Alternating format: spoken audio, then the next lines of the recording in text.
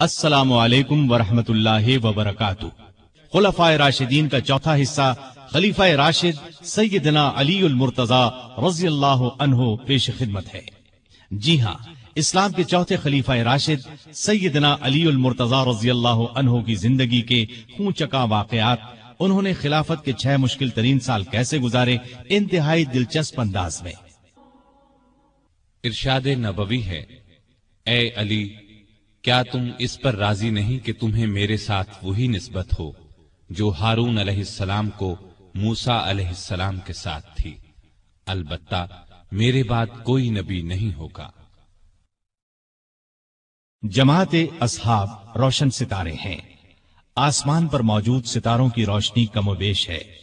یہی مثال صحابہ کرام رضی اللہ عنہم کی ہے، لیکن ہیں سبھی روشن۔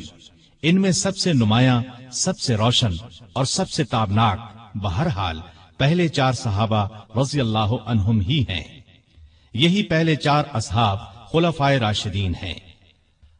عشرہ مبشرہ میں بھی سب سے پہلے انہی کا نام ہے۔ یوں تو اللہ تعالیٰ نے قرآن مجید میں رسول کریم صلی اللہ علیہ وسلم کے سارے ہی صحابہ کو جنت کی بشارت دی ہے، پھر ان صحابہ کا درجہ سب سے بلند بتایا جنہوں نے اسلام لانے میں پہل کی، اللہ کے راستے میں ہجرت کی، کافروں سے جہاد کیا۔ سیدنا علی رضی اللہ عنہ ایسے ہی صحابہ میں شامل ہیں۔ انہیں یہ عزت بھی حاصل ہے کہ وہ بدری صحابی ہیں۔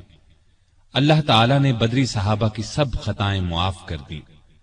علی بیعت رضوان کرنے والوں میں بھی شامل تھے کہ جن کو اللہ تعالیٰ نے واضح الفاظ میں اپنے راضی ہونے کی خوشخبری دی ہے، پھر انہیں شہادت بھی نصیب ہوئی۔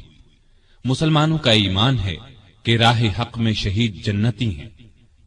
ان سب باتوں کے علاوہ سیدنا علی رضی اللہ عنہ ان 10 صحابہ میں بھی شامل ہیں جنہیں دنیا میں جنتی ہونے کی بشارت دی گئی، یعنی عشرہ مبشرہ میں ہیں۔ ان تمام خصوصیات کے علاوہ آپ کی ایک خصوصیت یہ بھی ہے کہ نبی صلی اللہ علیہ وسلم نے اپنی پیاری بیٹی سیدہ فاطمہ رضی اللہ عنہا آپ کے نکاح میں دی۔ اس جلیل القدر ہستی کی زندگی کے اوراق آپ کے سامنے رکھتے ہیں۔ سیدنا علی بن ابی طالب رضی اللہ عنہ 6 صدی عیسوی کے آخری سال یعنی 600 عیسوی میں یا 601 عیسوی میں مکے میں پیدا ہوئے۔ اس وقت رسول کریم صلی اللہ علیہ وسلم کی عمر 30 سال کے قریب تھی، گویا علی رضی اللہ عنہ آپ سے 30 سال چھوٹے تھے۔ ہجری سن سیدنا علی کی پیدائش کے قریباً 23 سال بعد شروع ہوا، مطلب یہ کہ آپ نے ہجرت سے 23 سال پہلے اس دنیا میں آنکھ کھولی۔ والدہ نے نام اسد یا حیدر رکھا، لیکن والد نے علی نام رکھا، پھر اسی نام پر دونوں کا اتفاق ہو گیا، البتہ حیدر ان کا لقب ہو گیا۔ آپ کی کنیتیں ابو الحسن اور ابو تراب تھیں۔ ابو تراب کی کنیت نبی کریم صلی اللہ علیہ وسلم نے عطا فرمائی۔ آپ کے لقب اسد، مرتضی اور حیدر ہیں۔ سیدنا علی رضی اللہ عنہ رسول کریم صلی اللہ علیہ وسلم کے سگے چچا ابو طالب کے بیٹے تھے۔ ان کا خاندان وہی تھا جو آپ کا تھا، اور یہ قبیلہ قریش کا سب سے زیادہ عزت والا گھرانہ تھا۔ یہ گھرانہ بنو ہاشم کہلاتا تھا۔ گویا نبی کریم صلی اللہ علیہ وسلم بھی ہاشمی تھے اور سیدنا علی بھی ہاشمی تھے۔ سیدنا علی کے والد کا نام تو عبد مناف تھا، لیکن وہ اپنی کنیت ابو طالب سے مشہور تھے۔ رسول کریم صلی اللہ علیہ وسلم کے والد جناب عبداللہ ان کے سگے بھائی تھے۔ ان کا نسب اس طرح ہے: ابو طالب بیٹے تھے عبد المطلب کے، عبد المطلب بیٹے تھے ہاشم کے، ہاشم بیٹے تھے عبد مناف کے، اور عبد مناف بیٹے تھے قصی کے۔ ابو طالب مکے کے بزرگ اور سردار تھے، رسول اللہ صلی اللہ علیہ وسلم پر جان چھڑکتے تھے، آپ کو اپنی اولاد سے بھی زیادہ چاہتے تھے۔ آپ 25 سال کی عمر تک ابو طالب کے ساتھ ہی رہے، پھر ان کی اجازت سے مکے کی ایک نیک خاتون سیدہ خدیجہ رضی اللہ عنہا سے شادی کر لی اور الگ رہنے لگے۔ آپ نے نبوت کا اعلان کیا تو قریش جان کے دشمن بن گئے، لیکن یہ ابو طالب ہی تھے جو آپ کی حمایت میں اٹھ کھڑے ہوئے، ہر طرح سے آپ کا ساتھ دیا۔ علی رضی اللہ عنہ کی والدہ کا نام فاطمہ رضی اللہ عنہا تھا۔ وہ بھی ہاشمی تھیں، یہ آپ پر ایمان لے آئی تھیں، یہ بھی آپ سے حد درجے محبت کرتی تھیں۔ انہوں نے ہجرت بھی کی اور ہجرت کے 4 یا 5 سال بعد وفات پائی۔ سیدنا علی کوئی 5 برس کے تھے کہ ملک میں قحط پڑ گیا۔ ابو طالب پر ایک بڑے کنبے کا بوجھ تھا، اس لیے آپ صلی اللہ علیہ وسلم نے ان سے علی کو مانگ لیا۔ اس وقت سے سیدنا علی آپ کے ساتھ رہنے لگے۔ سیدہ خدیجہ رضی اللہ عنہا نے ان کی پرورش اور تربیت میں آپ کا برابر ساتھ دیا۔ نبی کریم صلی اللہ علیہ وسلم نے نبوت کا اعلان فرمایا تو اس وقت سیدنا علی کی عمر قریباً 10 برس تھی۔ رسول اللہ صلی اللہ علیہ وسلم کی دعوت پر انہوں نے فوراً اسلام قبول کر لیا۔ اس طرح بچوں میں سب سے پہلے انہی کو اسلام کی دولت نصیب ہوئی۔ اب وہ بھی آپ کے ساتھ نماز پڑھنے لگے۔ ایک دن ان کے والد ابو طالب نے انہیں آپ کے ساتھ نماز پڑھتے دیکھا تو پوچھا، بیٹا یہ دین کیا ہے جس پر تم چل رہے ہو؟ انہوں نے فوراً جواب دیا، ابا جان میں اللہ اور اس کے رسول پر ایمان لے آیا ہوں، ان کی تصدیق کر چکا ہوں اور یہ میں نے ان کے ساتھ نماز پڑھی ہے۔ اس پر ابو طالب نے کہا، محمد تمہیں بھلائی کے سوا کسی چیز کی طرف نہیں بلائیں گے، تم ان کے ساتھ لگے رہو۔ سیدنا علی رضی اللہ عنہ بچپن ہی سے نیک تھے، بتوں سے نفرت کرتے تھے۔ رسول اللہ صلی اللہ علیہ وسلم کی تربیت نے انہیں علم کا سمندر بنا دیا۔ لڑکپن ہی میں لکھنا پڑھنا سیکھ لیا۔ اس زمانے میں یہ بہت بڑی خوبی کی بات تھی۔ اسی زمانے میں انہوں نے ہتھیار چلانے اور دشمن سے لڑنے کا ڈھنگ بھی سیکھ لیا۔ جوان ہونے تک انہوں نے سپاہ گری کے اصول اور قاعدے پوری طرح سیکھ لیے۔ کشتی میں تو کوئی ان سے جیت نہیں سکتا تھا۔ والد کی وفات کے بعد صرف 3 برس مکے میں رہے۔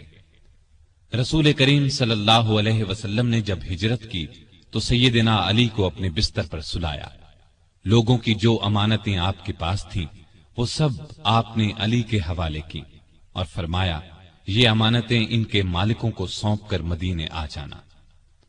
کافروں نے اس وقت آپ کے گھر کو گھیر رکھا تھا۔ آپ صلی اللہ علیہ وسلم رات کے وقت گھر سے نکلے تو اللہ تعالیٰ نے کافروں کی آنکھوں پر پردے ڈال دیے اور وہ آپ کو نہ دیکھ سکے۔ صبح انہیں معلوم ہوا کہ رسول اللہ صلی اللہ علیہ وسلم مکان چھوڑ کر جا چکے ہیں تو وہ بہت جھنجھلائے۔ انہوں نے علی کو پکڑ لیا، آنکھیں نکال کر بولے، بتاؤ تمہارے صاحب کہاں ہیں؟ اس پر سیدنا علی نے جواب دیا، مجھے کچھ معلوم نہیں کہ وہ کہاں ہیں۔ یہ جواب سن کر انہیں سخت غصہ آیا، ڈانٹ ڈپٹ کی، پھر انہیں اپنے ساتھ لے گئے، ایک جگہ قید کر دیا، لیکن جب ان سے کچھ معلوم نہ ہو سکا تو چھوڑ دیا۔ اب انہوں نے لوگوں کی امانتیں لوٹائیں، پھر مکے سے ہجرت کر کے آپ صلی اللہ علیہ وسلم کی خدمت میں حاضر ہوئے۔ اس وقت آپ قباء میں تشریف فرما تھے۔ علی رضی اللہ عنہ نے مکے سے قباء تک کا سفر پیدل طے کیا۔ یہ 350 میل کا سفر ہے۔ قباء پہنچے تو پاؤں میں چھالے پڑ چکے تھے۔ پھر آپ رضی اللہ عنہ نبی صلی اللہ علیہ وسلم کے ساتھ مدینے آ گئے۔ ہجرت کے بعد سیدنا علی رضی اللہ عنہ نے 35 برس سے کچھ زیادہ مدت مدینے میں گزاری۔ یہ ان کی مدنی زندگی کہلائی۔ ہجرت سے کچھ عرصہ بعد نبی صلی اللہ علیہ وسلم نے مسجد نبوی کی تعمیر فرمائی۔ اس تعمیر میں رسول اللہ صلی اللہ علیہ وسلم اور دوسرے صحابہ نے بھی حصہ لیا۔ وہ اینٹیں اور گارا ڈھوتے وقت اشعار پڑھتے جن کا مطلب ہے، جو مسجد تعمیر کرتا ہے کھڑے ہو کر اور بیٹھ کر مشقت برداشت کرتا ہے، اور جو گرد و غبار اور مٹی سے بچنے کے لیے اس سے جی چراتا ہے، وہ دونوں برابر نہیں ہو سکتے۔ مسجد کے ساتھ رسول اللہ صلی اللہ علیہ وسلم کے رہنے کے لیے چند حجرے بھی تعمیر ہوئے۔ سیدنا علی رضی اللہ عنہ بھی یہیں آ گئے۔ ہجرت کے بعد آپ نے بھائی چارہ کرایا تو علی کو اپنا بھائی بنایا۔ ہجرت کے دوسرے سال آپ نے اپنی پیاری بیٹی سیدہ فاطمہ رضی اللہ تعالی عنہا کی شادی علی سے کر دی۔ اس وقت سیدنا علی کے پاس ایک زرہ اور ایک گھوڑے کے سوا کچھ نہیں تھا۔ انہوں نے یہ زرہ سیدنا عثمان کے ہاتھ 480 درہم میں فروخت کر دی۔ سیدنا عثمان رضی اللہ عنہ نے یہ رقم انہیں دے دی اور زرہ بھی یہ کہہ کر لوٹا دی کہ یہ میری طرف سے تحفہ ہے۔ اس رقم سے انہوں نے شادی کا سامان خریدا اور گھر کی ضرورت کے لیے بھی رقم بچائی۔ नबी करीम सल्लल्लाहु अलैहि वसल्लम ने सहाबा को जमा फरमाया, उनके सामने निकाह पढ़ाया। रुखसती चंद माह बाद हुई। ज़रा की कीमत में से जो रकम बची थी उससे सैयदना अली ने वलीमे की दावत का इंतजाम किया। इस दावत में खजूरें, जौ की रोटी, पनीर और एक खास किस्म का शोरबा था। नबी करीम सल्लल्लाहु अलैहि वसल्लम ने रुखसती के वक्त अपनी बेटी को ये चीजें दी: एक चारपाई, एक बिस्तर, चमड़े का एक तकिया जिसमें खजूर की छाल भरी हुई थी, पानी का एक मशकीजा, मट्टी के 2 घड़े, अनाज पीसने की एक चक्की, मट्टी का एक प्याला और 2 चादरें। सैयदा फातिमा जब अपने खावंद के साथ उनके घर चली गईं, तो नबी करीम सल्लल्लाहु अलैहि वसल्लम वहां तशरीफ लाए।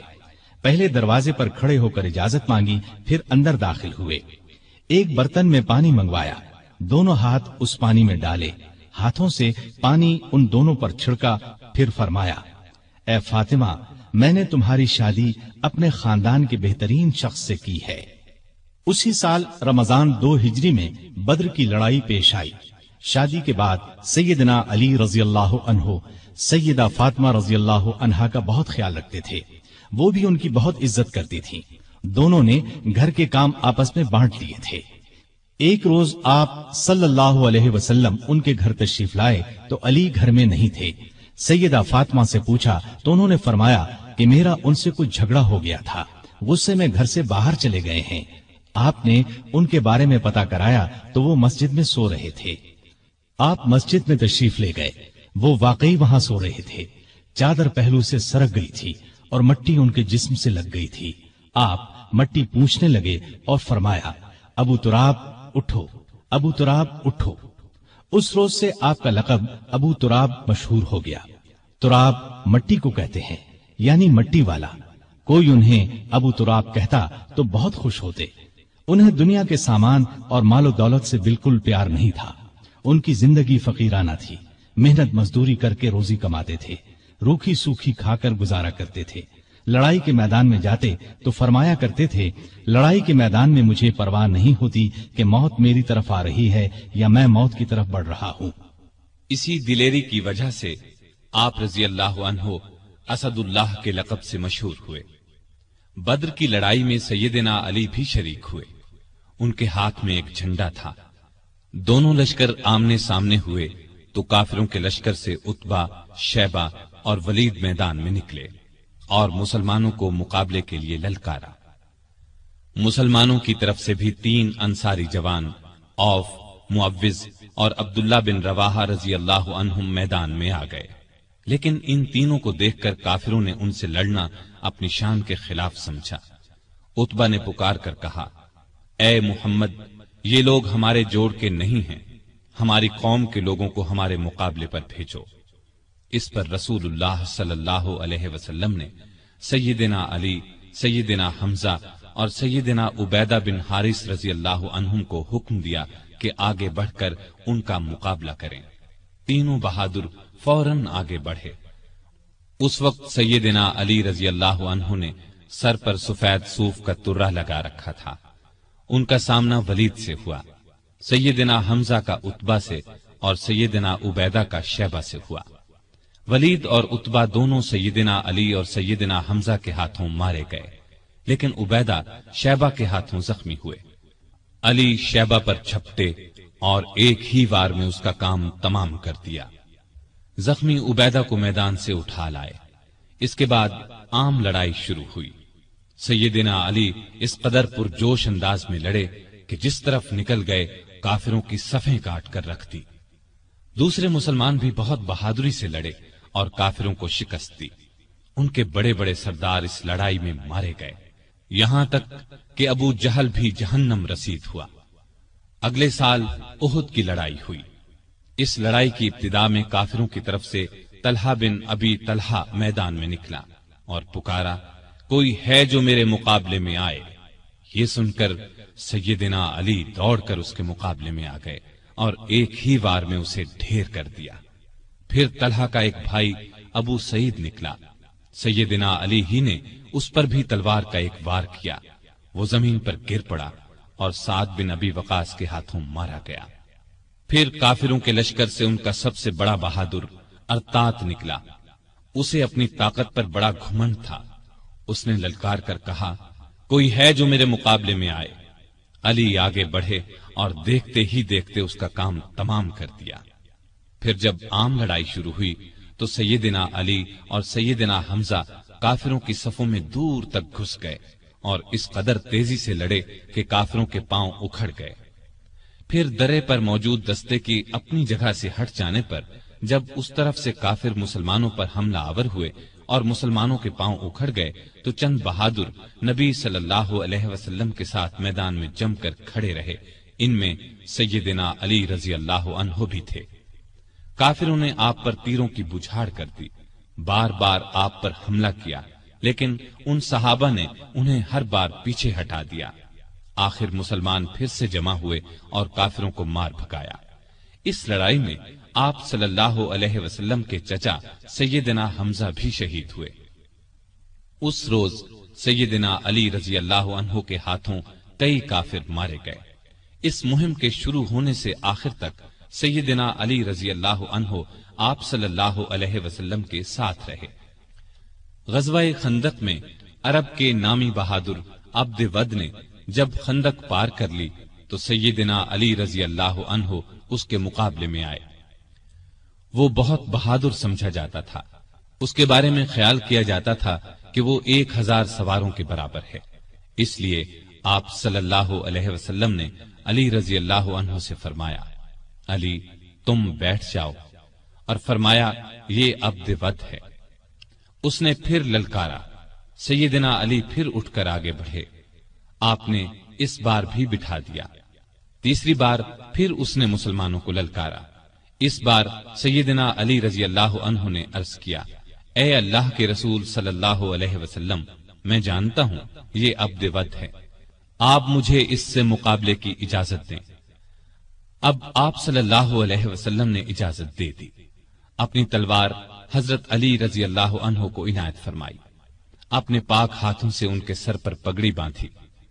علی رضی اللہ عنہ دوڑتے ہوئے گئے اور عبد ود سے بولے، میں نے سنا ہے تم نے لوگوں سے کہہ رکھا ہے کہ جو شخص میرے سامنے 3 باتیں پیش کرے تو میں ان میں سے ایک کو منظور کرتا ہوں۔ اس نے کہا، ہاں یہ ٹھیک ہے۔ اس پر سیدنا علی رضی اللہ عنہ نے اس سے کہا، تب پھر میں بھی 3 باتیں پیش کرتا ہوں۔ پہلی یہ کہ تو اسلام قبول کر لے۔ اس نے انکار کیا۔ انہوں نے دوسری بات پیش کی، مسلمانوں سے مت لڑ، واپس چلا جا۔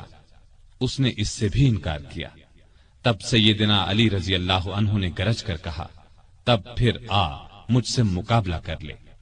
عبد ود یہ سن کر ہنس پڑا، کہنے لگا، میں کبھی سوچ بھی نہیں سکتا تھا عرب میں مجھ سے کبھی کوئی لڑنے کی جرت کرے گا۔ یہ کہہ کر وہ گھوڑے سے اتر آیا اور بولا، تم کون ہو؟ سیدنا علی رضی اللہ عنہ نے فرمایا، میرا نام علی بن ابی طالب ہے۔ عبد ود یہ سن کر کہنے لگا، تمہارے والد میرے دوست تھے، اس لیے میں تم سے لڑنا نہیں چاہتا۔ یہ سن کر سیدنا علی رضی اللہ عنہ نے فرمایا، لیکن اے اللہ کے دشمن، میں تم سے لڑنا چاہتا ہوں۔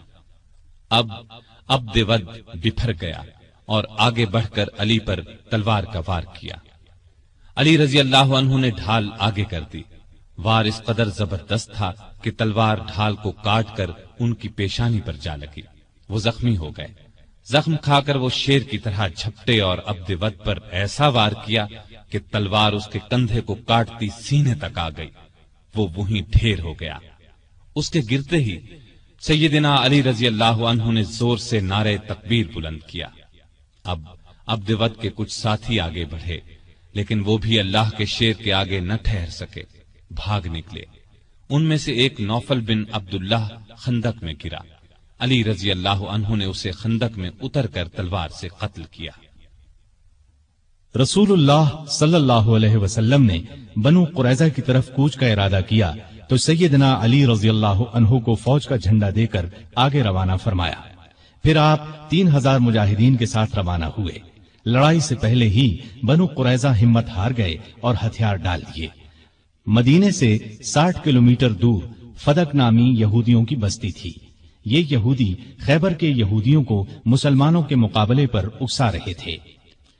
آپ صلی اللہ علیہ وسلم نے سیدنا علی کو 200 سوار دے کر ان کی طرف روانہ فرمایا۔ مسلمانوں نے ان لوگوں کو شکست دی، وہ بھاگ نکلے۔ مسلمانوں کے ہاتھ 500 اونٹ اور 2000 بکریاں لگیں، وہ ان کو ہانک کر مدینے لے آئے۔ بیعت رضوان میں بھی سیدنا علی ساتھ تھے۔ صلح نامہ لکھنے کا کام ان کے سپرد ہوا۔ انہوں نے شروع میں بسم اللہ الرحمن الرحیم لکھا تو قریش کے نمائندے نے اس پر اعتراض کیا اور کہا ہم رحمان کو نہیں مانتے، لہذا یہ لکھا جائے بسمک اللہم۔ رسول کریم صلی اللہ علیہ وسلم کی ہدایت پر سیدنا علی نے یہی لکھ دیا۔ اب آپ نے ان سے فرمایا لکھو، یہ وہ شرطیں ہیں جو محمد رسول اللہ صلی اللہ علیہ وسلم نے قریش سے طے کی ہیں۔ سیدنا علی نے الفاظ لکھے تو قریشی نمائندے سہیل بن عمرو نے کہا جب ہم آپ کو اللہ کا رسول نہیں مانتے تو پھر صلح نامے میں یہ کیوں لکھا جائے، لہٰذا آپ محمد بن عبداللہ لکھوائیے۔ اس پر آپ نے فرمایا بے شک میں اللہ کا رسول ہوں، لیکن اے علی یہاں لکھ دو محمد بن عبداللہ۔ یہ سن کر سیدنا علی نے عرض کیا اے اللہ کے رسول صلی اللہ علیہ وسلم، مجھ میں تو یہ ہمت نہیں ہے کہ میں اپنے ہاتھ سے رسول اللہ کا لفظ مٹا دوں۔ ان کی بات سن کر رسول اللہ صلی اللہ علیہ وسلم نے اپنے ہاتھ سے رسول اللہ کے الفاظ مٹا دیے۔ اس کے بعد علی نے باقی معاہدہ تحریر کیا۔ جن یہودیوں کو شرارتوں کی وجہ سے مدینے سے نکالا گیا تھا وہ خیبر کے قلعوں میں جمع ہو گئے۔ بہت سے یہودی وہاں پہلے سے تھے۔ یہ سب مسلمانوں کے خلاف سازشوں سے باز نہیں آ رہے تھے، چنانچہ آپ نے ان کی سرکوبی کا فیصلہ فرمایا۔ وہ مدینے پر حملہ کرنے کی تیاریوں میں بھی مصروف تھے۔ رسول کریم صلی اللہ علیہ وسلم 1600 صحابہ کے ساتھ خیبر کی طرف روانہ ہوئے۔ سب قلعے ایک ایک کر کے فتح ہو گئے، لیکن ایک قلعہ جس کا نام قموس تھا فتح ہونے میں نہ آیا۔ جب آپ کے کئی صحابہ کی کوششیں کامیاب نہ ہو سکیں تو آپ نے فرمایا میں کل جھنڈا ایک ایسے شخص کو دوں گا جو اللہ اور اس کے رسول سے محبت کرتا ہے اور اللہ اور اس کا رسول اس سے محبت کرتے ہیں، جس کے ہاتھ پر خیبر فتح ہو جائے گا۔ دوسرے دن جب تمام صحابہ اس جھنڈے کے منتظر تھے کیونکہ وہ سب اللہ اور اس کے رسول سے محبت کرتے تھے، رسول اللہ صلی اللہ علیہ وسلم نے پوچھا علی کہاں ہیں؟ بتایا گیا ان کی آنکھیں دکھتی ہیں۔ آپ نے انہیں بلایا، آنکھوں میں اپنا لعاب لگایا، وہ اسی وقت ٹھیک ہو گئیں۔ آپ نے انہیں جھنڈا دے کر قموس کی طرف روانہ فرمایا۔ اس قلعے کا حاکم مرحب تھا، یہودیوں کے نامی گرامی بہادروں میں سے ایک۔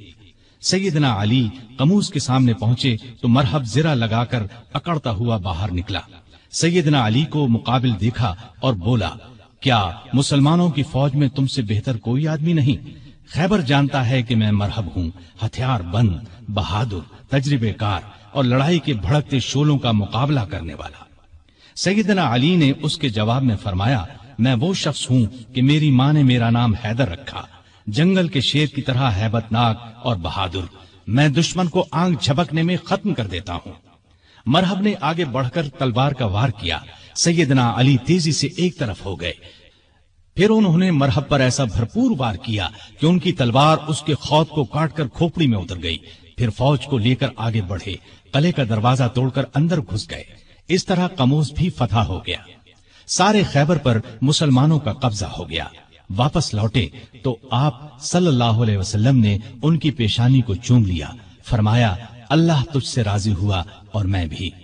سیدنا علی یہ سن کر رونے لگے، یہ رونا خوشی کا تھا۔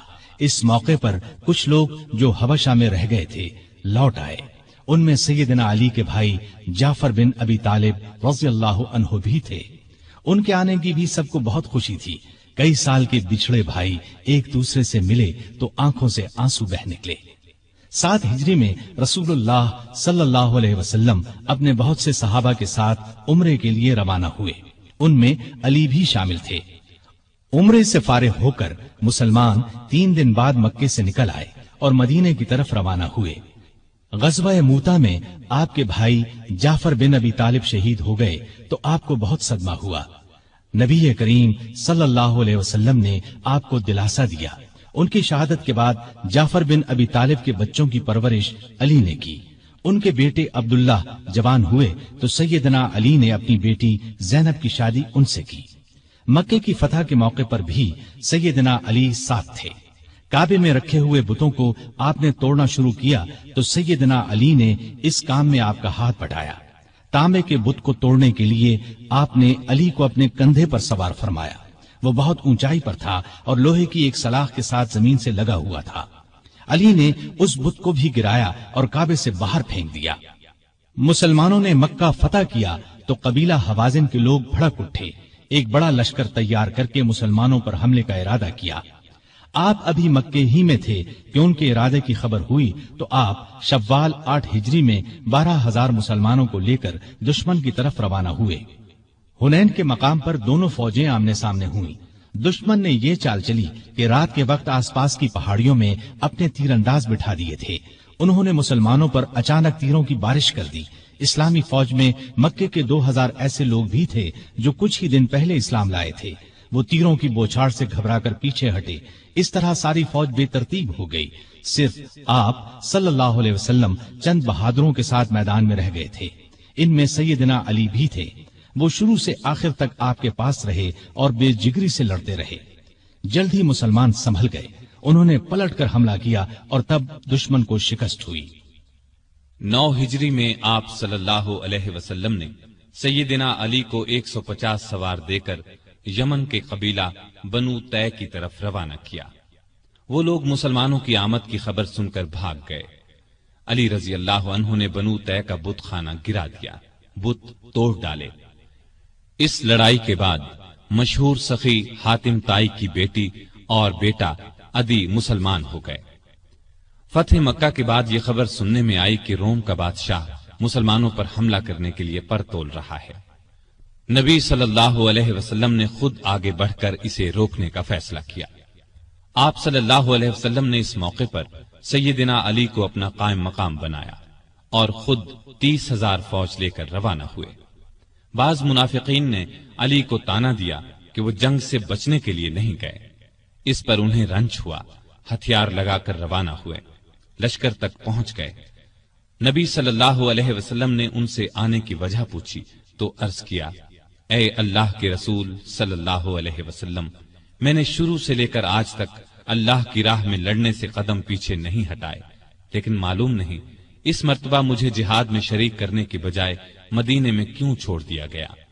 یہ سن کر نبی صلی اللہ علیہ وسلم نے ارشاد فرمایا، اے علی، کیا تم اس بات سے راضی نہیں کہ تمہارا میرے ساتھ وہی تعلق ہو جو موسیٰ علیہ السلام کا ہارون علیہ السلام سے تھا، سوائے اس کے کہ میرے بعد کوئی نبی نہیں ہوگا۔ مطلب یہ تھا کہ جس طرح موسیٰ علیہ السلام کوہ طور پر جاتے وقت ہارون علیہ السلام کو اپنا قائم مقام بنا گئے تھے، اسی طرح میں نے تمہیں اپنا قائم مقام بنایا تھا۔ لیکن ہارون علیہ السلام نبی بھی تھے، جبکہ تم نبی نہیں ہو سکتے، اس لیے کہ میرے بعد کوئی نبی نہیں آئے گا۔ آپ کا یہ ارشاد سن کر سیدنا علی خوش ہو گئے اور مدینے واپس ہو کر آپ صلی اللہ علیہ وسلم کی قائم مقامی کا فریضہ انجام دیتے رہے، یہاں تک کہ آپ تبوک سے واپس تشریف لے آئے۔ مکہ کی فتح کے بعد نبی صلی اللہ علیہ وسلم نے سیدنا خالد بن ولید کو حکم دیا کہ وہ یمن جا کر قبیلہ ہمدان کو اسلام کی دعوت دیں۔ وہ گئے، بہت کوشش کی، لیکن انہوں نے اسلام قبول نہ کیا۔ اب آپ صلی اللہ علیہ وسلم نے سیدنا علی کو بھیجا۔ آپ صلی اللہ علیہ وسلم نے قبیلہ ہمدان کے نام ایک خط بھی دیا۔ علی رضی اللہ عنہ نے وہ خط انہیں سنایا اور اسلام کی دعوت دی۔ اس خط کے الفاظ کا اثر ان پر ہوا۔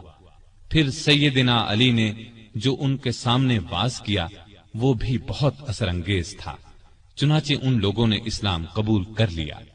سیدنا علی رضی اللہ عنہ نے یہ خبر آپ صلی اللہ علیہ وسلم کو بھیجی۔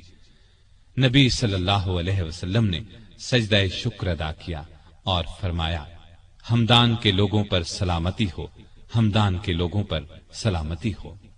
ہجرت کے 10ویں سال نبی صلی اللہ علیہ وسلم نے علی رضی اللہ عنہ کو ایک اور قبیلے مزہج کی طرف روانہ فرمایا تاکہ انہیں اسلام کی دعوت دی جائے۔ آپ صلی اللہ علیہ وسلم نے ہدایت فرمائی کہ اس وقت تک تلوار نہ اٹھائی جائے جب تک تم پر کوئی حملہ نہ کرے۔ سیدنا علی رضی اللہ عنہ 300 سواروں کے ساتھ مزہج کے علاقے میں پہنچے۔ وہ لوگ لڑنے پر تلے ہوئے تھے، چنانچہ زبردست مارکا ہوا۔ آخر وہ لوگ بھاگ نکلے۔ اس کے بعد قبیلے کے سردار اور بہت سے دوسرے لوگ خود علی رضی اللہ عنہ کی خدمت میں حاضر ہوئے اور مسلمان ہو گئے۔ نبی صلی اللہ علیہ وسلم نے علی کو وہاں کا قاضی بھی مقرر فرمایا۔ آپ رضی اللہ عنہ چند ماہ وہاں رہے۔ اس دوران میں سیدنا علی رضی اللہ عنہ نے مقدمات کے فیصلے بھی کیے۔ ہجرت کے 10ویں سال رسول کریم صلی اللہ علیہ وسلم نے حج کیا۔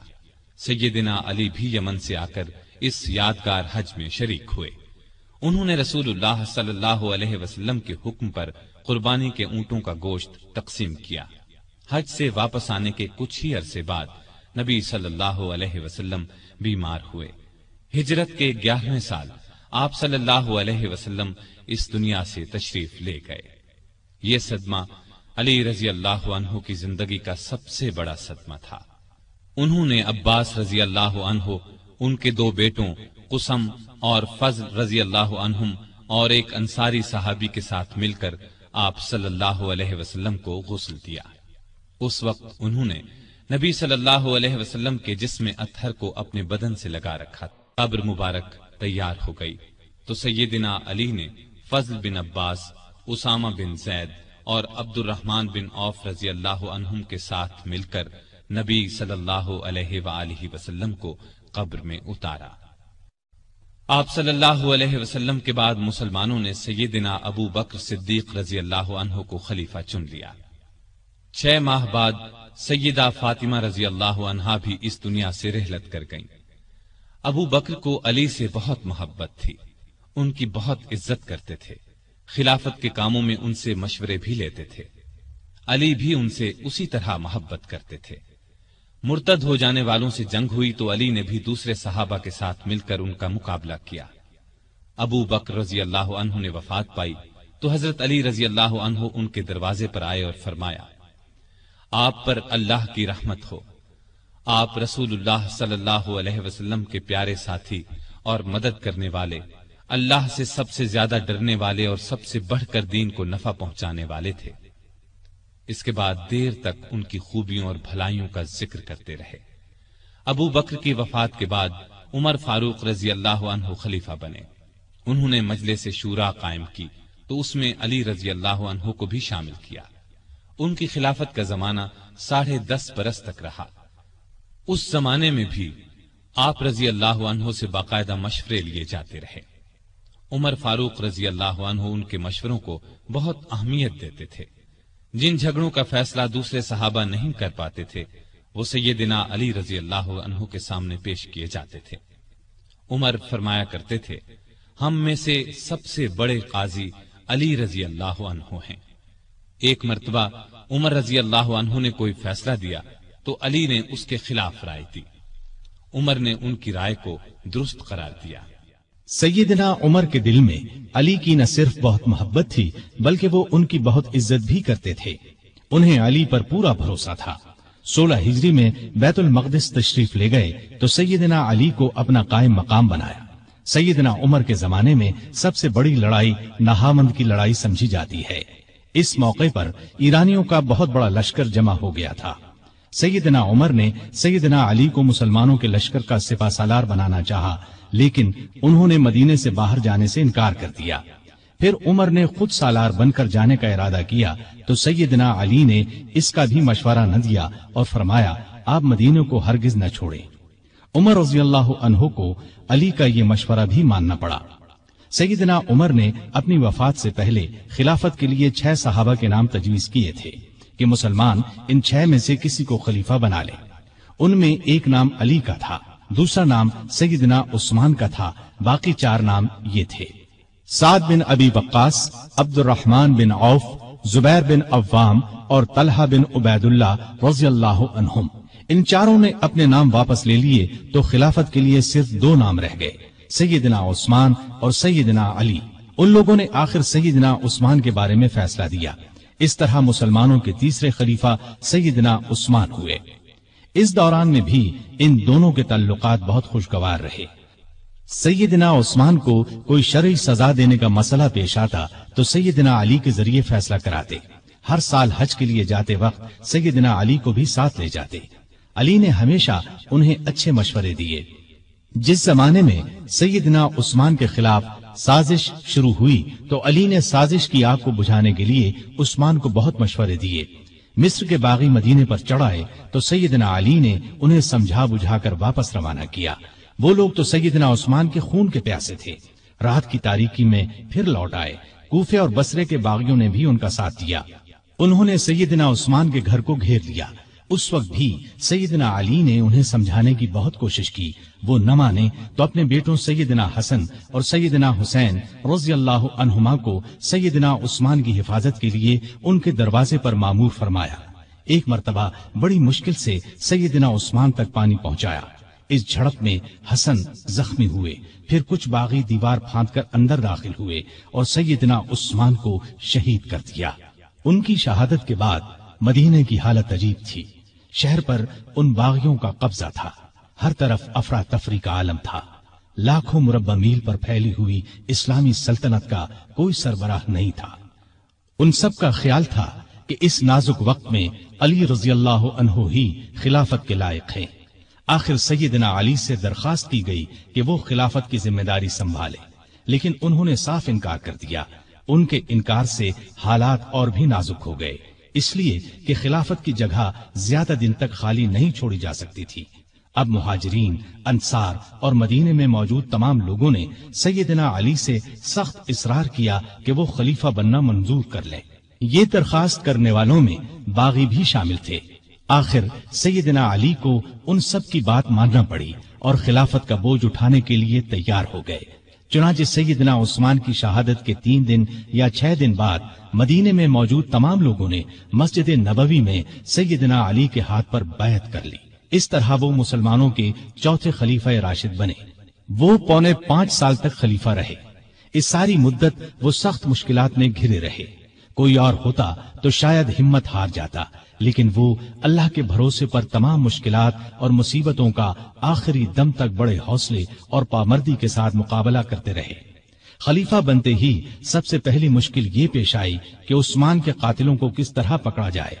سیدنا عثمان کی شہادت کوئی معمولی واقعہ نہیں تھی۔ جو ہی سیدنا عثمان کی شہادت کی خبر چاروں طرف پھیلی، لاکھوں مسلمان غم اور غصے سے تڑپ اٹھے۔ ہر طرف سے بس یہی آواز بلند ہونے لگی، عثمان کے خون کا بدلہ لیا جائے، ان کے قاتلوں کو پکڑ کر سخت سزا دی جائے۔ سیدنا علی رضی اللہ عنہ بھی قاتلوں کو پکڑنا چاہتے تھے، لیکن مشکل یہ تھی کہ جو لوگ سیدنا عثمان رضی اللہ عنہ کے مکان کو گھیرنے میں شریک تھے، ان کی تعداد ہزاروں میں تھی۔ ان میں سے قاتلوں کو تلاش کرنا آسان کام نہ تھا۔ کسی خاص شخص کے خلاف موقع کا کوئی گواہ موجود نہ تھا۔ سیدنا عثمان رضی اللہ عنہ کی شہادت کے وقت صرف ان کی زوجہ محترمہ نائلہ رضی اللہ عنہا ان کے پاس موجود تھی۔ شوہر کو بچانے کی کوشش میں ان کے ہاتھ کی 3 انگلیاں کٹ گئی تھیں۔ ان سے پوچھا گیا تو انہوں نے صرف اتنا بتایا کہ 3 آدمی اندر آئے تھے۔ ان میں سے ایک محمد بن ابی بکر تھے۔ یہ ابو بکر کے چھوٹے بیٹے تھے۔ والد کی وفات کے بعد ان کی پرورش سیدنا علی نے کی تھی۔ ان کے علاوہ 2 آدمیوں کے بارے میں نائلہ رضی اللہ عنہا نے بتایا کہ وہ انہیں نہیں پہچانتی۔ علی رضی اللہ عنہ نے محمد بن ابی بکر کو پکڑ کر پوچھا تو انہوں نے کہا، میں مکان میں داخل ضرور ہوا تھا، لیکن جب عثمان رضی اللہ عنہ نے مجھ سے فرمایا کہ بھتیجے تمہارے والد زندہ ہوتے تو انہیں تمہاری یہ حرکت پسند نہ آتی، تو میں شرمندہ ہو کر پیچھے ہٹ گیا اور باہر نکل گیا۔ نائلہ رضی اللہ عنہا نے بھی محمد بن ابی بکر کی بات کی تصدیق کی۔ غرض اس طرح اصل قاتلوں کا پتہ نہ چل سکا اور سیدنا علی رضی اللہ عنہ کوئی کاروائی نہ کر سکے۔ بہت سے لوگ اس موقع پر اس شک میں مبتلا ہو گئے کہ سیدنا علی رضی اللہ عنہ جان بوجھ کر قاتلوں کو نہیں پکڑ رہے۔ اس شک کی ایک وجہ یہ تھی کہ سارے باغی علی رضی اللہ عنہ کی بیعت کر چکے تھے اور بہت سے تو ان کی فوج میں شامل ہو گئے تھے۔ اس وقت کے حالات یہ اجازت نہیں دیتے تھے کہ ان سب کو چن چن کر فوج سے نکال دیا جائے۔ اسلام کا قانون بھی یہ اجازت نہیں دیتا کہ گواہی کے بغیر کسی کو قاتل ٹھہرایا جائے۔ تاہم اکثر لوگ سیدنا علی کی مشکلات سے پوری طرح آگاہ تھے۔ علی سے یہ بات ثابت ہے کہ قسم اٹھا کر فرماتے تھے کہ میں عثمان کی شہادت سے بالکل بری ہوں۔ اس زمانے میں آپ نے یہ قدم اٹھایا کہ سیدنا عثمان کے گورنروں کو ہٹا کر ان سب کی جگہ نئے گورنر مقرر فرمائے۔ نئے گورنر اپنے اپنے صوبے اور علاقے میں پہنچ گئے۔ پرانے گورنروں نے ان کے لیے جگہ چھوڑ دی۔ امیر معاویہ رضی اللہ عنہ نے گورنری سے دستبردار ہونے سے انکار کر دیا۔ ان کی جگہ سیدنا علی نے سہل بن حنیف کو شام کا گورنر مقرر فرمایا تھا۔ یہ جب شام کی سرحد پر پہنچے تو امیر معاویہ رضی اللہ عنہ کی فوج نے انہیں واپس جانے پر مجبور کر دیا، اور سیدنا معاویہ نے ان کے ذریعے سیدنا علی رضی اللہ عنہ کو یہ پیغام پہنچایا: جب تک عثمان کے قاتلوں کو نہیں پکڑا جائے گا وہ گورنری سے دستبردار نہیں ہوں گے۔ گویا سیدنا علی کے راستے میں سب سے پہلی یہ رکاوٹ پیش آئی۔ ابھی وہ اس کی طرف پوری طرح توجہ نہیں دے سکے تھے کہ ایک اور مشکل پیش آ گئی۔ سیدنا عثمان کی شہادت سے پہلے امت کی ماں سیدہ عائشہ رضی اللہ عنہا حج کے لیے مکہ گئی تھی۔ حج کے بعد مکے سے واپس آ رہی تھی کہ راستے میں ان کے ایک قریبی رشتہ دار ملے۔ انہوں نے بتایا کہ سیدنا عثمان شہید کر دیے گئے ہیں اور لوگوں نے سیدنا علی کے ہاتھ پر بیعت کر لی ہے، لیکن مدینے میں ابھی تک فتنہ اور فساد پھیلا ہوا ہے۔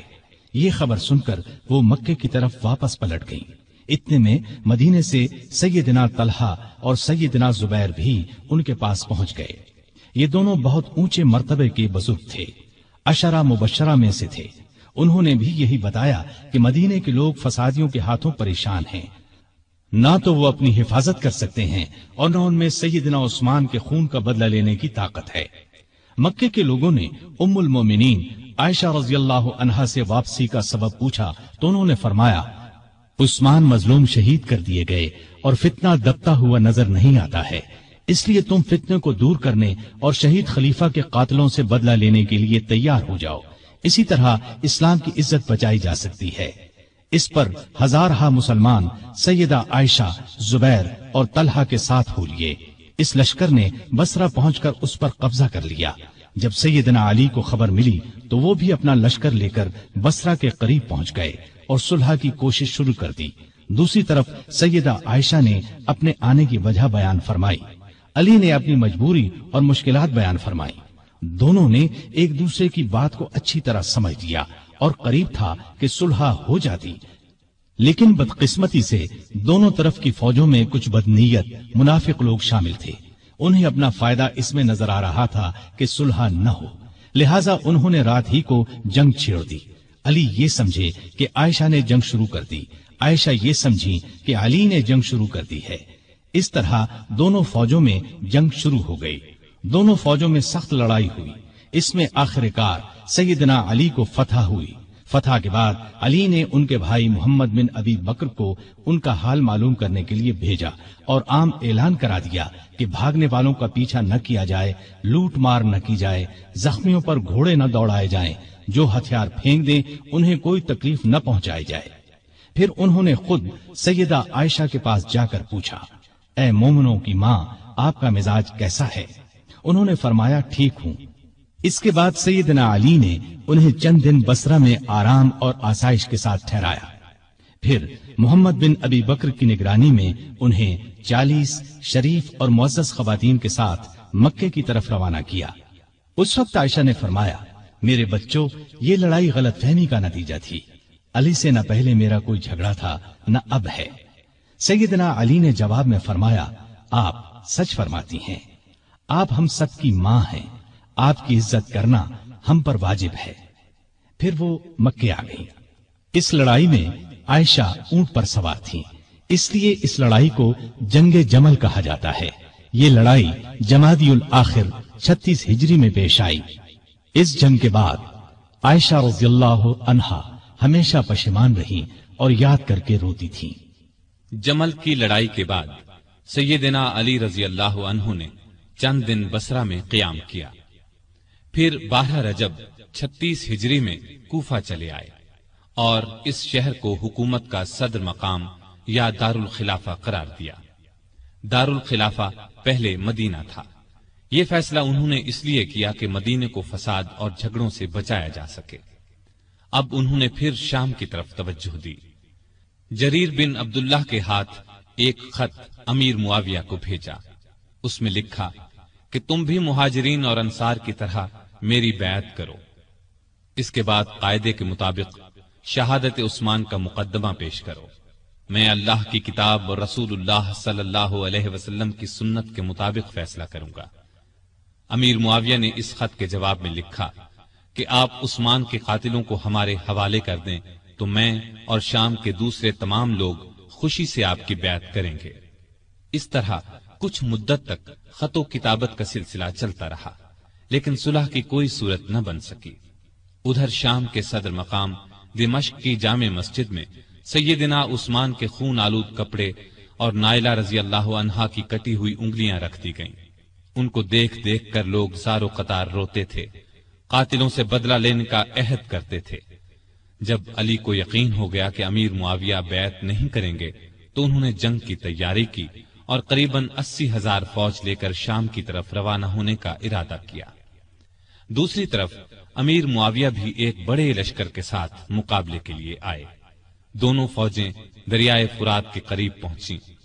شامی فوجوں نے گھاٹ پر قبضہ کر کے پانی پر پہرے بٹھا دیے، لیکن دوسرے دن سیدنا علی رضی اللہ عنہ کی فوج نے شامیوں پر حملہ کر کے انہیں پیچھے دھکیل دیا اور گھاٹ پر قبضہ کر کے سب کے لیے پانی عام کر دیا۔ اب دونوں فوجوں نے صفین کے مقام پر ایک دوسرے کے سامنے مورچے قائم کر لیے۔ یہ مقام شہر حلب کے جنوب مشرق اور شہر حمص کے شمال مغرب میں دریائے فرات کے کنارے پر تھا۔ 3 مہینے 20 دن تک دونوں فوجیں آمنے سامنے پڑی رہیں۔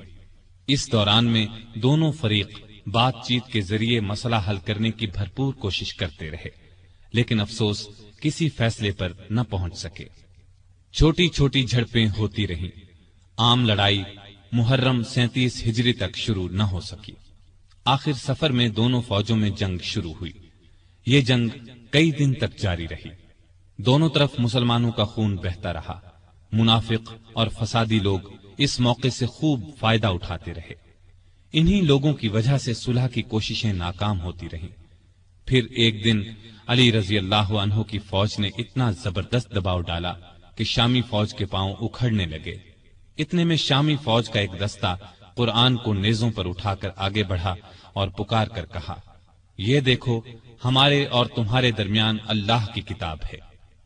علی رضی اللہ عنہ کی فوج نے قرآن دیکھ کر ہاتھ روک لیے۔ لڑائی بند ہو گئی۔ اس کے بعد پھر بات چیت شروع ہو گئی۔ آخر طے پایا کہ خلافت کا فیصلہ 2 ثالثوں کے سپرد کر دیا جائے۔ وہ آپس میں مل کر جو فیصلہ کریں گے ان کا فیصلہ سب کو قبول ہوگا۔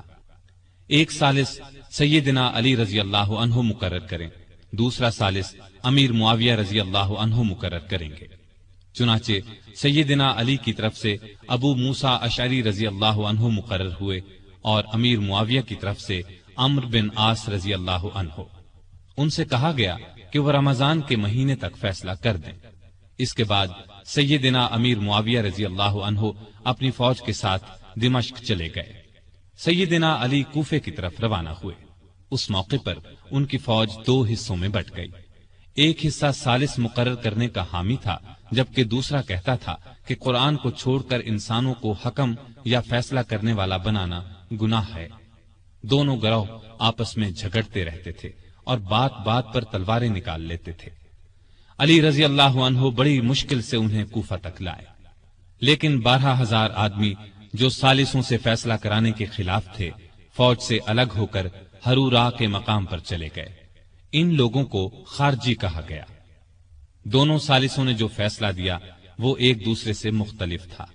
سیدنا ابو موسیٰ اشعری کا فیصلہ یہ تھا کہ علی اور امیر معاویہ میں سے کسی کو خلیفہ مقرر نہ کیا جائے، انہیں چھوڑ کر مسلمان جسے چاہیں خلیفہ بنا لیں۔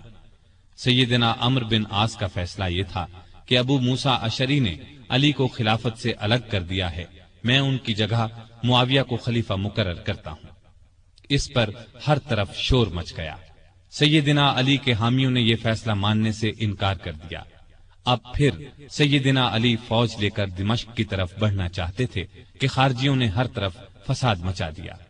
انہوں نے جتھے بنا کر لوگوں کو لوٹنا شروع کر دیا۔ آخر علی رضی اللہ عنہ پہلے ان کی طرف بڑھے۔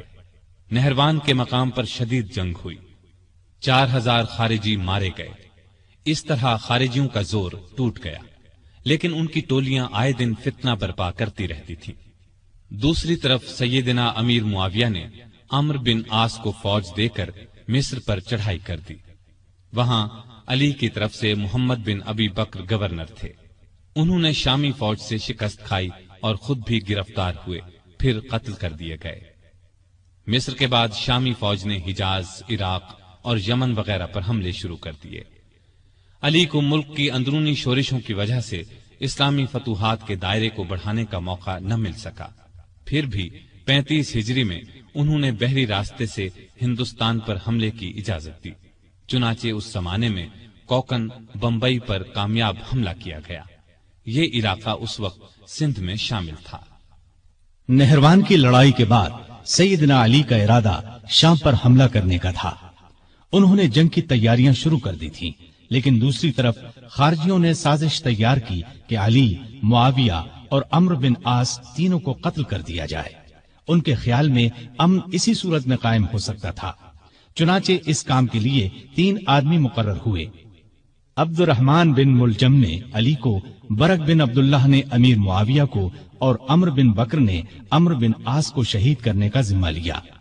ان بدبختوں نے رمضان 40 ہجری میں ایک ہی روز فجر کی نماز کے وقت ان تینوں بزرگوں پر حملہ کرنے کا فیصلہ کیا۔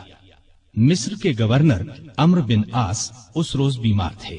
انہوں نے اس روز خارجہ بن حذافہ کو نماز پڑھانے کے لیے بھیجا، لہذا عمرو بن بکر نے ان کے دھوکے میں خارجہ بن حذافہ کو شہید کر دیا۔ دمشق میں برق بن عبداللہ نے امیر معاویہ پر حملہ اس وقت کیا جب وہ مسجد کے دروازے سے نکل رہے تھے۔ انہیں معمولی زخم آیا۔ کوفے میں عبد الرحمن بن ملجم ملعون سیدنا علی کے راستے میں چھپ کر بیٹھ گیا۔ جب وہ فجر کی نماز کے لیے مسجد کی طرف چلے تو ان پر تلوار کا وار کیا، سر پر شدید زخم آیا۔ ابن ملجم کو گرفتار کر لیا گیا۔ سیدنا علی نے اپنے بیٹوں حسن اور حسین کو بلا کر کچھ نصیحتیں کی اور اپنے قاتل کے بارے میں فرمایا، اسے کھانا کھلاؤ، پانی پلاؤ اور اچھی طرح رکھو۔ اگر میں اس زخم سے مر جاؤں تو اسے قتل کرنا، شریعت کا یہی حکم ہے۔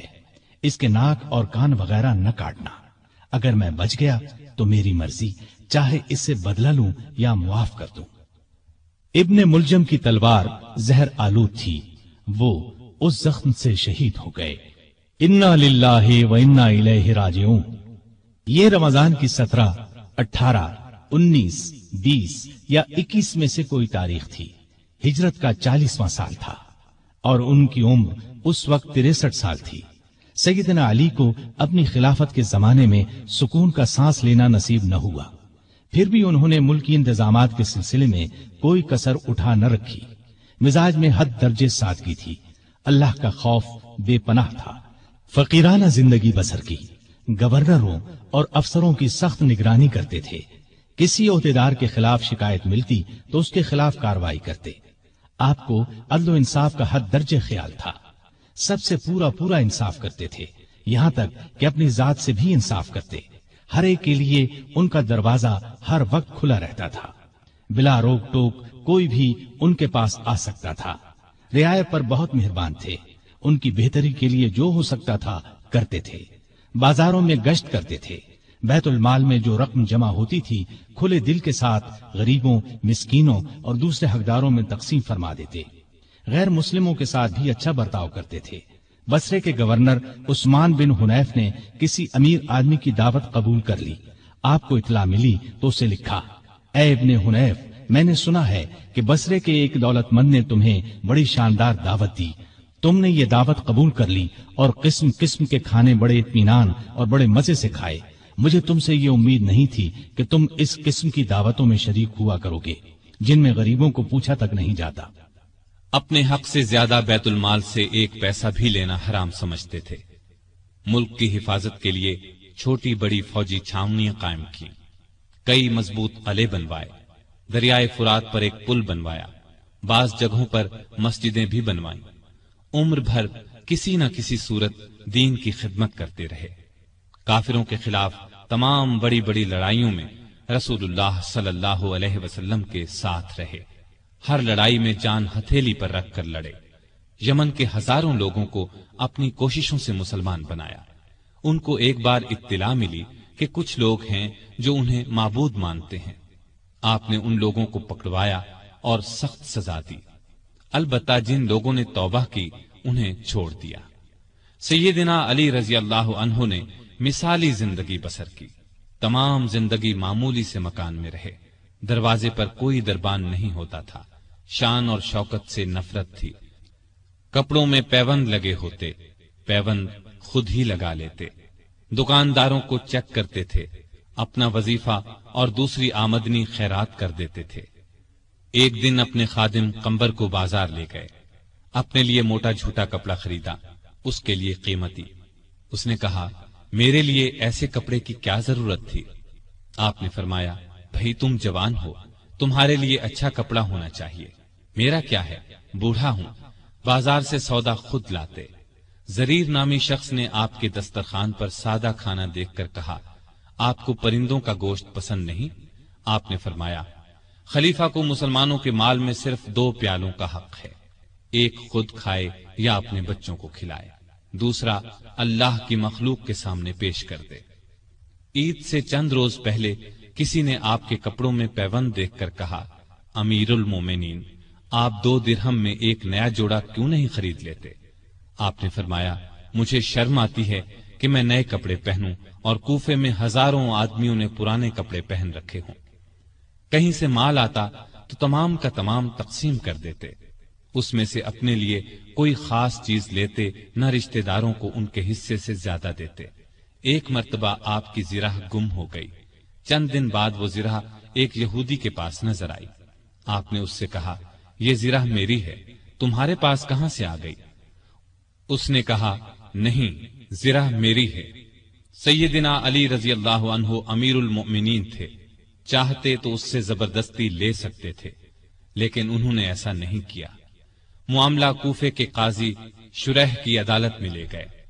قاضی صاحب نے آپ کا دعویٰ سنا، یہودی کا جواب سنا، پھر علی سے کہا، اپنے گواہ لائیے۔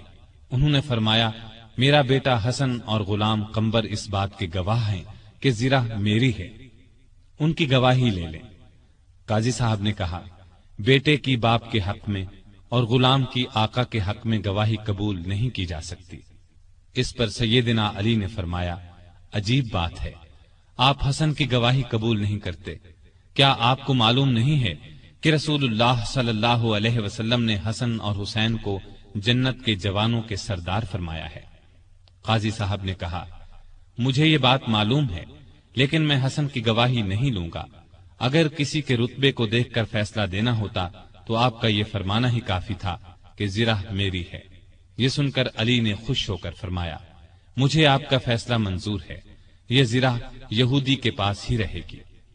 ان کی بات سن کر یہودی پکار اٹھا۔ قاضی صاحب نے جو فیصلہ دیا اور علی نے جس طرح اس فیصلے کو مانا، اس سے مجھے یقین ہو گیا کہ آپ کا دین سچا ہے، یہ زرہ واقعی علی رضی اللہ عنہ کی ہے۔ اس کے ساتھ ہی وہ کلمہ پڑھ کر مسلمان ہو گیا۔ آپ درمیانے قد کے دوہرے بدن کے تھے، چہرہ بہت خوبصورت اور باروب رونق والا تھا۔ خیبر کی لڑائی کے موقع پر رسول اللہ صلی اللہ علیہ وسلم نے آپ کو دعا دی تھی، اے اللہ، علی سے گرمی سردی کا اثر دور کر دے۔ اس دعا کا یہ اثر تھا کہ آپ ہر موسم میں ہر طرح کا کپڑا پہن لیتے تھے، ضرورت کے وقت آپ محنت مزدوری کر لیتے تھے۔ آپ علم کا سمندر تھے، آپ کی علمی باتیں بہت مشہور اور حیرت انگیز ہیں۔ ایک عورت سیدنا علی رضی اللہ عنہ کی خدمت میں حاضر ہوئی۔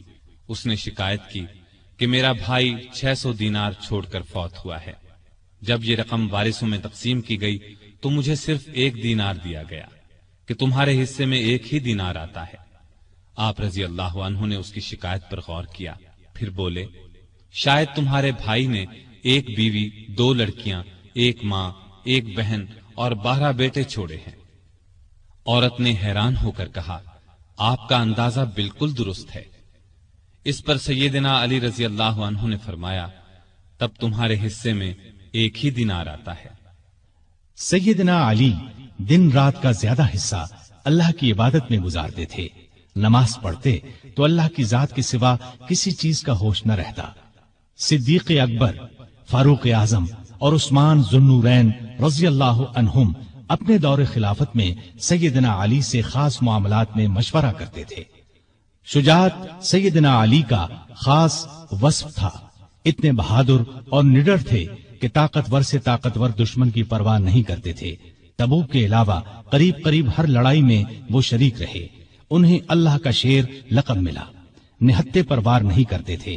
ایک لڑائی میں اپنے دشمن کو گرا لیا، اسے قتل کرنے لگے تو اس نے ان کے منہ پر تھوک دیا، وہ فوراً اس کے سینے سے اتر آئے، اس کی جان بخش دی۔ کسی نے پوچھا، آپ نے اسے کیوں چھوڑ دیا؟ فرمایا، میں تو اس سے اللہ کے لیے لڑ رہا تھا، اس نے جو حرکت کی تو اس پر مجھے غصہ آ گیا، اب میں اسے قتل کرتا تو گویا اس قتل میں میرا غصہ بھی شامل ہوتا، اس کا مطلب یہ ہوتا کہ میں نے اسے اپنی ذات کے لیے قتل کیا ہے۔ سیدنا علی کی بہادری کے واقعات ہمیشہ تابندہ رہیں گے۔ ان کو رسول اللہ صلی اللہ علیہ وسلم سے بہت محبت تھی۔ رسول اللہ کو بھی سیدنا علی اور آپ کی اولاد سے بہت محبت تھی۔ سیدنا حسن اور حسین کو رسول کریم صلی اللہ علیہ وسلم اپنے کندھوں پر اٹھاتے اور فرمایا کرتے تھے، اے اللہ، میں ان دونوں سے محبت کرتا ہوں، جو ان سے محبت کرے تو بھی اس سے محبت کر، اور جو ان سے بغض رکھے تو بھی انہیں مبغوض رکھ۔ سیدہ فاطمہ سے سیدنا علی کے ہاں 3 بیٹے اور 2 بیٹیاں ہوئیں۔ ان کے نام یہ ہیں حسن، حسین، محسن، زینب اور ام کلثوم۔ محسن بچپن میں فوت ہوئے۔ سیدہ فاطمہ کی زندگی میں سیدنا علی نے دوسری شادی نہیں کی۔ ان کی وفات کے بعد کئی شادیاں کی، جن سے 11 لڑکے اور 15 لڑکیاں ہوئیں۔ اس طرح ان کے کل 14 لڑکے اور 17 لڑکیاں ہوئیں۔ آپ کے چند حکیمانہ اقوال یہ ہیں، غریب وہ ہے جس کا کوئی دوست نہ ہو، گناہوں پر شرمندہ ہونا ان کو مٹا دیتا ہے، اور نیکیوں پر مغرور ہونا ان کو برباد کر دیتا ہے۔